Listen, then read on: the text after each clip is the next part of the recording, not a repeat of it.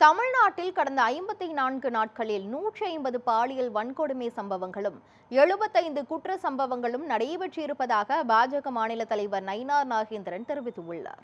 திண்டுக்கல்லில் செய்தியாளர்களை சந்தித்த அவர் தாவேகா ஆட்சியில் சட்டம் ஒழுங்கு சரியில்லை என்றும் குற்றம் சாட்டினார். போதைப் பொருட்கள் கடந்த ஆட்சி போலவே போதைப் பொருட்கள் நடமாட்டம் இருந்து கொண்டே இருக்கிறது, நாளுக்கு நாள் அதிகரித்து கொண்டே இருக்கிறது. இந்த 54 நாட்களில் மட்டுமே கிட்டத்தட்ட 150 கற்பழிப்பு சம்பவங்கள், 75 குற்றங்கள், 85 மேலாக போதைப் பொருள் தடுப்பான நடவடிக்கைகள் எடுத்திருக்கிறாங்க.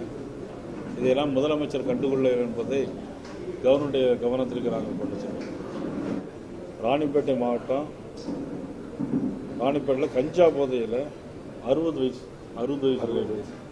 23 வயசு பையன் கஞ்சா கஞ்சா இது எப்படி கஞ்சா போகிறது எப்படி தடுக்கணும், அதுதான் எங்களுடைய ஒரு எங்களுக்கு ஆட்சியை குறை சொல்லுங்கிற நோக்கம் எங்களுக்கு இல்லை. ஆட்சியில் நடைபெறக்கூடிய தவறுகளை சுட்டி காட்டுவது எதிர்கட்சியுடைய ஜனநாயக கடமை. அதனுடைய அடிப்படையில் நாங்கள் இன்றைக்கு எல்லாரும் போய் கவர்னரை பார்த்து